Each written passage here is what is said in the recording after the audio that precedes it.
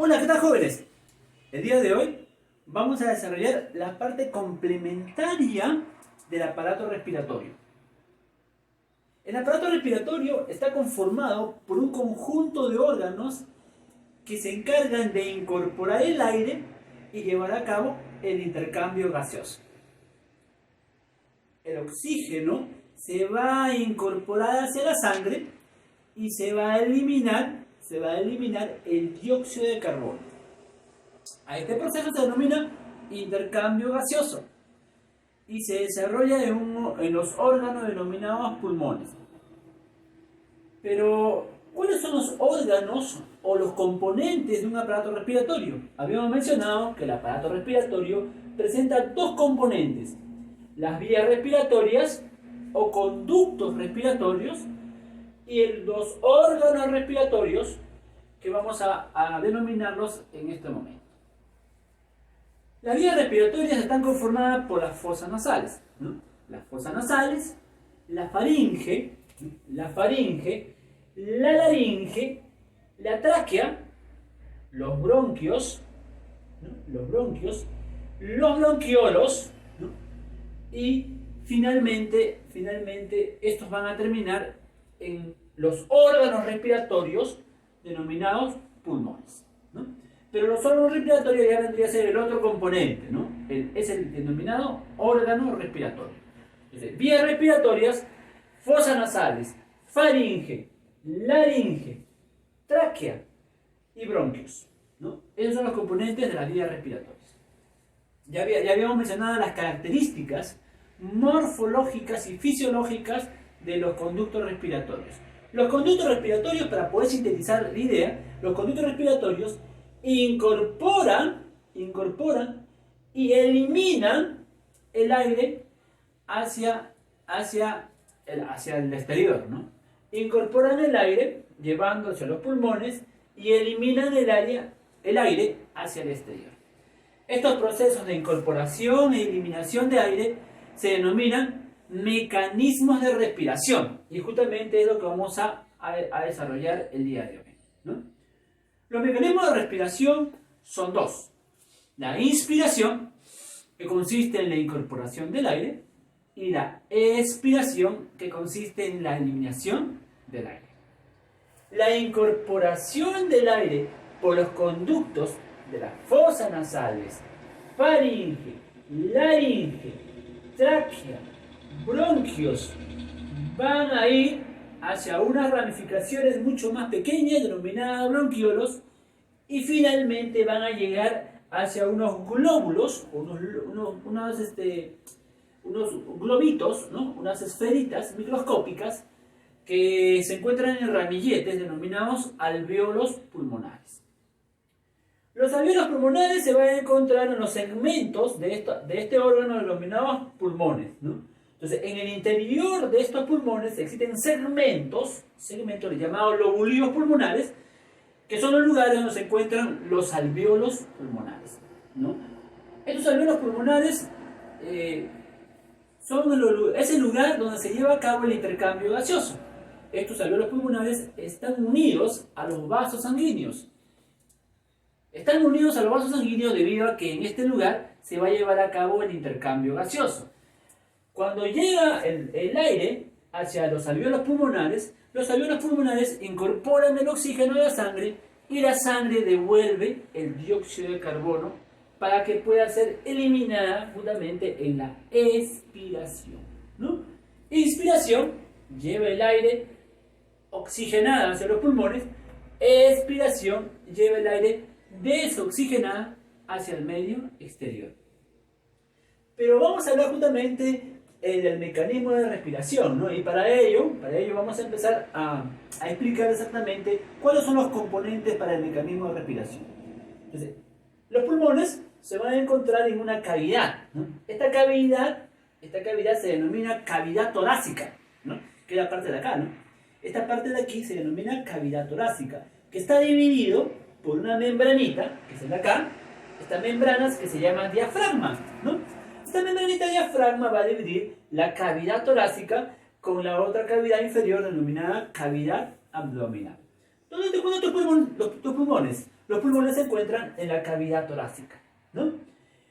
Los pulmones son dos pulmones que están segmentados por componentes denominados lóbulos. El pulmón izquierdo, como puedes ver aquí, el pulmón izquierdo está dividido en dos partes, ¿no? Mira, está dividido en dos lóbulos.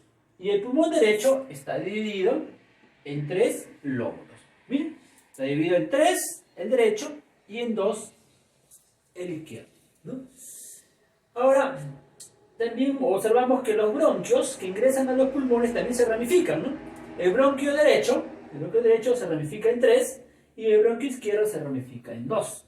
Y continúa la ramificación en el interior de los pulmones, ¿no? Después se ramifica mucho más, ¿no? Después de los bronquios siguen conductos mucho más finos que tienen un tamaño de 2 milímetros de diámetro, son muy pequeñísimos, ¿no? Estos conductos más pequeños que nacen de los bronquios se denominan bronquiolos. Los bronquiolos son los que van a llegar hacia la parte final justamente de los conductos, ¿no? La parte final se denominan alvéolos pulmonares, ¿no? Entonces, microscópicamente vamos a ver unos segmentos microscópicos llamados lobulillos pulmonares, que es el lugar donde se encuentran los alvéolos pulmonares y es el lugar donde se lleva a cabo el intercambio gaseoso, ¿no? Listo, entonces le decía, esta es la cavidad torácica, aquí se encuentran los pulmones y está dividido por esta membrana llamada diafragma. Pero el diafragma no es una membrana de división, su función está asociada al proceso de inspiración y expiración, es decir, al mecanismo de respiración. Los pulmones llevan a cabo para poder incorporar y eliminar el aire dos mecanismos de respiración, que lo vamos a explicar de esta manera, ¿no? Miren, observen que el diafragma, ¿qué forma tiene? Tiene una forma cóncava, ¿no? No es recto, tiene una forma cóncava. Aquí lo explicamos acá. El diafragma tiene una forma cóncava. Miren, tiene una forma media cóncava, ¿no? ¿Qué pasaría si el diafragma, esta diafragma que tiene parte cóncava, se vuelve recta? ¿No? Como observan aquí. ¿Qué pasaría si este diafragma se vuelve recto? Miren, si se vuelve recto. Cuando el diafragma se vuelve recto, se contrae, ¿no? Cuando el diafragma se vuelve recto, se contrae. Miren, se contrae. La contracción del diafragma genera un cambio en el volumen de los pulmones, ¿no? Un cambio en su componente volumétrico, ¿no? Los pulmones, ¿qué van a hacer? Cuando el diafragma se contrae, o sea, cuando está recto, ¿no? Se contrae, los pulmones, ¿qué pasa con los pulmones? Se hinchan, ¿no? Los pulmones se hinchan. Profesor, ¿y esto qué finalidad tiene? Cuando el diafragma cambia de forma, cuando se contrae, los pulmones se hinchan. Y cuando los pulmones se hinchan, ¿qué está pasando? ¿Qué mecanismo está ocurriendo? ¿Qué mecanismo de respiración está ocurriendo? Cuando los pulmones se hinchan, lo que van a generar es la incorporación del aire, ¿no? Entonces, la contracción del diafragma genera el hinchamiento de los pulmones para la incorporación del aire. La incorporación del aire genera el aumento del volumen de los pulmones. ¿Eso cuándo ocurre? Cuando el diafragma se contrae. Ahora, ¿qué pasaría ahora si el diafragma se encurva, o sea, se relaja, como estaba en un inicio, ¿no? ¿Qué pasaría si el diafragma ahora se relaja, vuelve a su posición anterior? Cuando el diafragma se relaja, ahora los pulmones, ¿qué pasa con los pulmones? Los pulmones se contraen, ¿no? Se contraen. Miren, esta flecha indica que los pulmones ahora están contraídos, ¿no? Están contraídos, ¿no? Cambian de forma. Estos pulmones son mucho más grandes que el de acá, porque su volumen se ha reducido, ¿no? Los pulmones se contraen. Y si nosotros aplastamos los pulmones, no, los contraímos, ¿qué va a pasar? Ese aire que se había incorporado ahora se elimina, ¿no? Este proceso se denomina expiración. Entonces, repetimos de nuevo. Cuando el diafragma se contrae, los pulmones se hinchan. Y cuando se hinchan los pulmones es porque se ha incorporado aire y a ese mecanismo, ¿cómo se denomina? Inspiración. Cuando el diafragma vuelve a su posición normal, que el diafragma se encuentra relajado, ¿no? Cuando se relaja, ¿qué pasa con los pulmones? Los pulmones se contraen, ¿no? Y cuando se contraen los pulmones, ¿qué pasa? El aire sale. ¿Cómo se llama ese proceso? Expiración. Entonces, la contracción y relajación del diafragma va a generar el proceso de inspiración y expiración. ¿Quién regula los cambios del diafragma? ¿Quién lo regula? El sistema nervioso autónomo. Es el encargado de regular los cambios del diafragma en contracción y relajación. Por eso es importante saber estos mecanismos. Creo que la semana pasada también lo mencionamos justamente con un experimento del globo. Y justamente en eso consiste ese mecanismo, ¿no, jóvenes?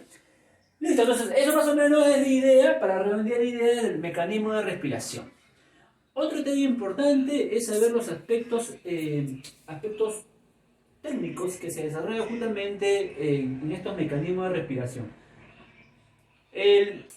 ¿Cómo se denomina? ¿Cómo se denomina, por ejemplo, cómo se denomina al proceso, a las cantidades de respiración que se realizan en cada minuto? El proceso respiratorio, o sea, nosotros inspiramos y expiramos en un minuto de acuerdo al tipo de edad, ¿no? Ese proceso respiratorio o ese mecanismo de respiración, de inspiración y expiración, va a diferenciarse de acuerdo a la edad, ¿no? ¿Cuántas veces nosotros inspiramos y expiramos por cada minuto? ¿Se han puesto a pensar en eso? ¿Cuántas veces? A ver. Eso depende de la edad, por ejemplo. En los neonatos, ¿no? En los bebés, ¿no? En los bebés, generalmente, en los que tienen menos de un año, ¿no? En los que tienen menos de un año, de 0 a 1 año, ellos respiran, tienen una frecuencia respiratoria aproximadamente de 30 a 60 mecanismos de respiración, ¿no? 30 a 60 mecanismos de respiración. Y en un niño, ¿no? Desde un año hasta los 10 años, un niño más o menos tiene un mecanismo de respiración de 20 a 40. Disminuye, ¿no? Y, profesor, ¿cómo es, por ejemplo, en un adulto? En un adulto también cambia. En un adulto es de aproximadamente, ¿no? De 15 a 20, más o menos, es la frecuencia respiratoria, ¿no? De 15 a 20, ¿no? Entonces, eso va a diferenciar, va a depender también no solamente de la edad, también hay otro aspecto importante que va a cambiar en la cantidad de frecuencia respiratoria. Por ejemplo, es un esfuerzo físico, va a generar que estos cambios se modifiquen, ¿no? Entonces vamos a ver ahora otro tema importante, que son las enfermedades respiratorias. ¿Qué enfermedades o qué cambios fisiológicos influyen en el aparato respiratorio? Hay varios aspectos, ¿no? Justamente hay afecciones a las vías respiratorias. Cuando se afectan las vías respiratorias se generan varias enfermedades. Las enfermedades más comunes, por ejemplo, es el catarro y la gripe, ¿no? El catarro y la gripe. Cuando se afectan las vías respiratorias superiores, estamos hablando desde la faringe hasta las fosas nasales, ¿no? Cuando se afectan, ¿no?, las vías respiratorias superiores desde la faringe hasta las fosas nasales, cuando hay una afección, hay una infección, una inflamación en esos conductos respiratorios, en las vías respiratorias superiores, se generan justamente enfermedades respiratorias como la gripe y el catarro. ¿Cuál es la diferencia entre estas dos? Bueno, las dos tienen tos, ¿no? Las dos tienen fiebre, ¿no? Las dos tienen molestias, ¿no? Molestias de cambio, molestias, ¿no? Molestias musculares, pero hay una diferencia. La diferencia es en el grado febril, ¿no? En la gripe, por ejemplo, el grado febril es mucho más pronunciado, ¿no? Por ejemplo, la fiebre ya en un catarro es leve, ¿no? Un catarro dura varios días, ¿no? Dura pocos días, perdón, ¿no? En cambio, una gripe tiene una duración hasta de una semana, ¿no?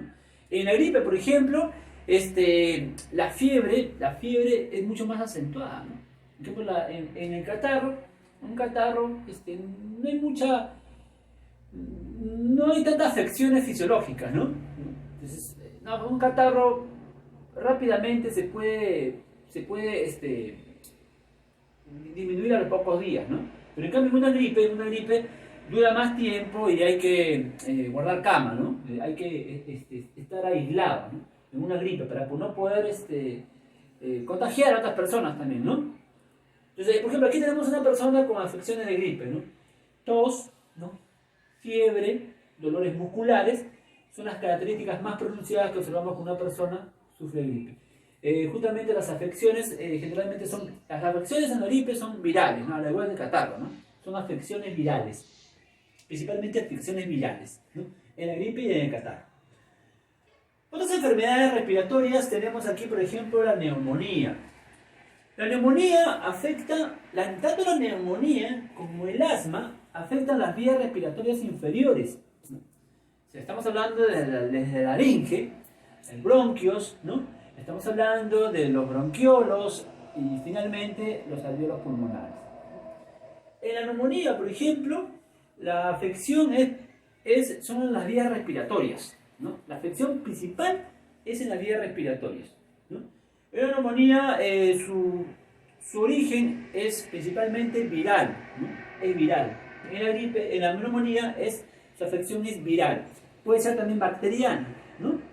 Pero principalmente es viral, ¿no? Ahí está la influenza, ¿no? La influenzas, ahí tenemos también varias bacterias o virus que afectan justamente los conductos respiratorios, ¿no? Inferiores. La afección ¿cómo afecta justamente estas vías respiratorias? Causan inflamación, ¿no? Inflamación en las vías respiratorias y también vasoconstricción, ¿no? Pero principalmente inflamación, ¿no? Generando justamente dificultad al respirar también, ¿no? Pero sus síntomas más comunes en la neumonía es justamente tos frecuente, malestares musculares, dolor en el pecho, ¿no? Y también hay síndrome febril, ¿no? ¿Cómo es en el asma?